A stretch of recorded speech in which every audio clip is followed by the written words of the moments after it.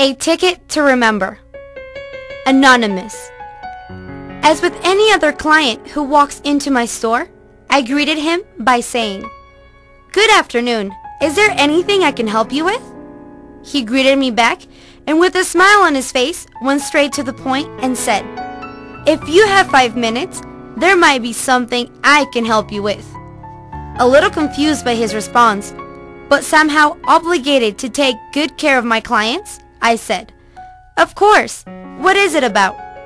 He had one of those mischievous smiles, the one that don't show teeth, and his eyes were fixated on mine as he said, "I'm here to help you remember."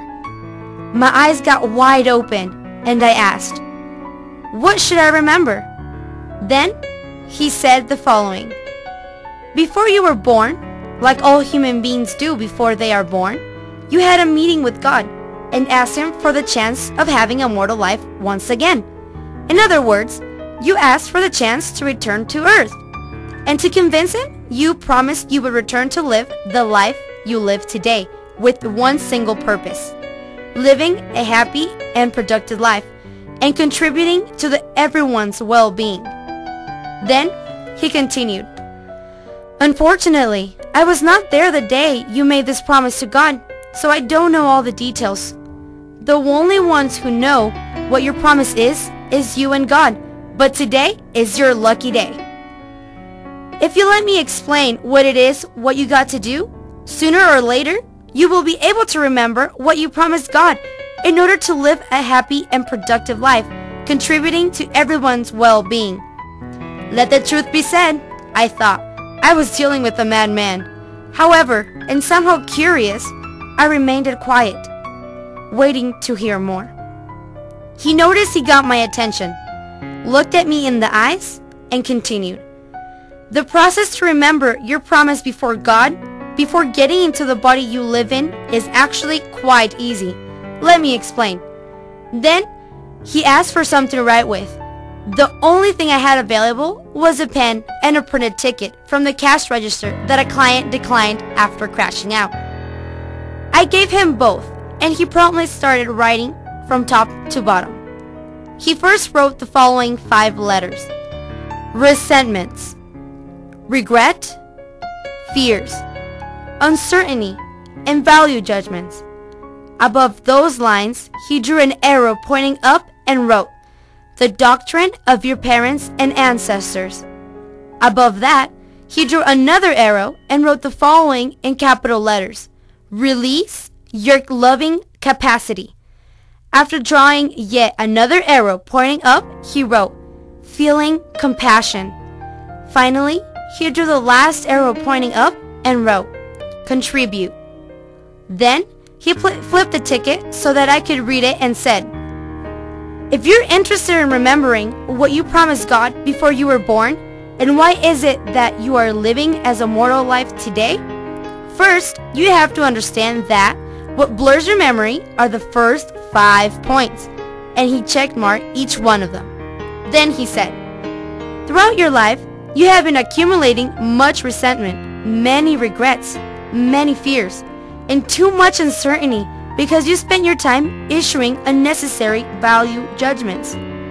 He then went into depth and explained, "Regrets are those painful feelings that you feel when you remember the pain and suffering you inflicted onto others.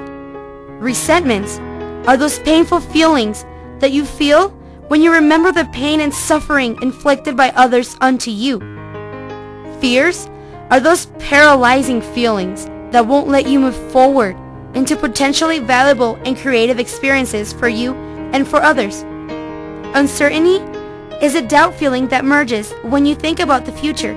It happens when you don't know for sure that what will happen in the future, tomorrow, next week, month, year, and so forth.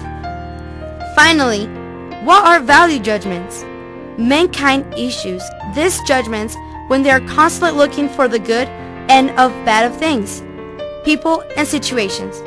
Unfortunately, humans are very good at that they always find something to point out. Consequently, their hearts end up filled with, well, what do you think they end up filled with? I responded without a doubt. We end up with more resentments, regrets, fears, and uncertainty. He then smiled, nodded, and gave me a high five. Exactly, he said. He then asked if we should continue, and without me answering, he proceeded. As you can see on the ticket, mankind's biggest problem is that they ignore these 5 points. They prevent them from remembering the promise they made God before they were born. To those, I help remember, and those who believe these are the first obstacles to overcome, they have a pretty good chance of initiating the mental and spiritual process to remember their promise, and eventually they're able to achieve their goal and keep their promise. Pointing at the bottom of the ticket and circling the first 5 lines, he said, once you're committed to believe that these 5 points are the first thing to eliminate out of your life so you can remember your promise to God, then you can proceed into the next step using the doctrine of your parents and ancestors. Although you might not believe me, before you were born, you elected your parents. You chose them because they would teach you about God. In other words, you selected them because them, as well as your grandparents, great-grandparents, and all your ancestors before them, had a special way of understanding God, which was appealing to you, even before you were born. Today, you might not like those ideas about the subject matter. If you believe when God asked you, if I allow you to return, would you want your parents and ancestors to be? Then everything will be easier for you. I may suggest for you to believe in this and regularly dive into the sacred scriptures embraced by your parents and ancestors. Read and reflect about it, as well as complementary information that can help you get rid of those resentments, regrets, fears, uncertainty, and value judgments. He paused, while he stared at me awaiting a reaction. Suddenly, I felt this desire to go to my parents and ask them about their beliefs as well as my ancestors. While I looked at the ticket, he understood he had touched my heart, and I wanted him to continue. You know what's great about getting rid of these resentments, regrets, fears, uncertainty, and value judgments? He asked while pointing at the ticket. That it helps you release your loving capacity. You can love everyone and everything. Getting rid of these 5 toxins is a paramount. It's the secret that everyone should know. Getting rid of these toxins is what people call elevating the awareness level, which is the starting point of illumination path that so many talk about and very few actually walk. When you get rid of these resentments, regrets, fears, uncertainty, and value judgments, you literally become illuminated. Someone who is a source of light, able to love all and everything, who is also able to receive love and be illuminated by others.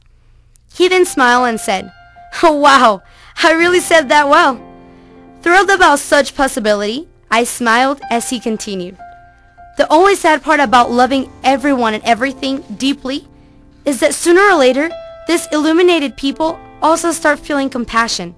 He then circled this sentence and said, "It is initially sad since compassion hurts, but let the truth be said, it's a pain that's worth feeling, since compassion is the best and fastest way to remember what you promised God."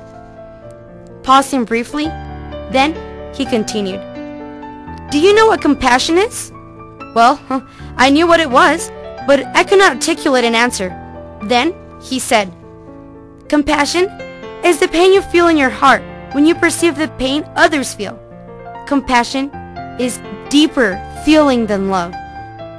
Mankind has always exalted love as the greatest feeling. Sadly, not so, when people ignore the real meaning of love. Interrupted him, I said, "Well, what's the meaning of love for you?" Looking at the ticket, he wrote down the word love and drew 2 arrows pointing down.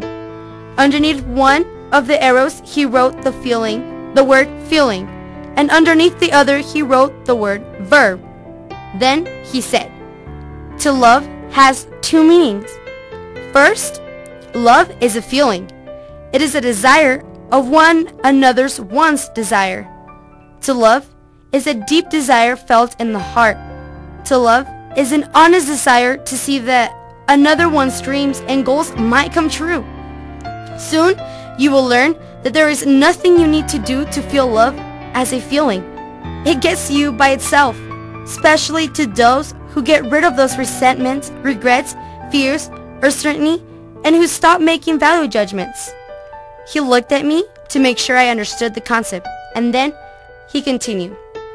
On the other hand, love is a verb. It is a verb that implies having loving actions. Love is an action pertaining only to those who first feel love. Then, he abruptly said, for instance, I love you, and today I love you more since I'm helping you remember your promise to God. And by doing so, eventually you will live a happy and productive life, contributing to everyone's well-being. My blood froze. He then said, please, continue to reflect on what I share with you and understand the two meanings of love. Love as a feeling and as a verb that implies taking action. Okay? In the meanwhile, let's proceed with my mission. I'm almost done with you. He took a deep breath and said, when you asked the meaning of love was for me, you simplified my work. I appreciate that. And when I say I appreciate, I mean two things. That I value what you did and that I'm thankful for your action. If you reflect about it, let me ask you something. He paused and said, do you think you can inspire love in other people besides me? I responded, almost biting my tongue. Of course, there are many people who love me. He paused and then asked again, do you think someone can love you besides me? Is there someone in your life who deeply desires to do whatever it takes to help your dreams and goals come true? I was left mute. I felt embarrassed since I couldn't provide an accurate answer. With a smile, then he said, oh, don't worry. This is the reason why I came into your store today. To help you remember the promise you made to God before you were born, so you would become a sensitive and love-inspiring human, worthy of being loved and be helped by others. Flipping the ticket my way, he said, when you learn to feel compassion, you're very close to remembering your promise to God. This feeling of compassion will allow you to find your purpose. You will help heal what hurts others. It will give meaning to your life. In other words, this compassion will allow you to discover how you can contribute to the well-being of others. When you feel compassion and decide what you're going to do about it, then you would have remembered your promise to God before you were born. Once you achieve this, your life will turn into a wonderful adventure. You will be happy and productive. Each day will start with enthusiasm, advancing towards the goal of achieving what you promised God. Your level of awareness will grow each day. You will live an illuminated life. You will be the light of your house, business, or anywhere you go. You will sleep peacefully, and the day you leave the body you inhabit, the day you die, you will have peace while meeting again with God, knowing that you fought with all your heart to honor your word and to keep your promise. He then looked at me and without words said he loved me deeply. I was left speechless. There was no need for words. He firmly shook my hand and said, I know you're right. I know you're very blessed by God, and maybe you promised him to write down the story and share it anonymously with others. He then released my hand and left my store. I rushed towards the door with the ticket in my hand, but by the time I got there, he had already vanished. I write this story for you, anonymously, because I love you. I trust that as well as it made me remember my promise to God, that it would help you remember the promise you made to God before you were born. If so, welcome to the illuminated path. I am sorry. Please forgive me. I love you. I am thankful.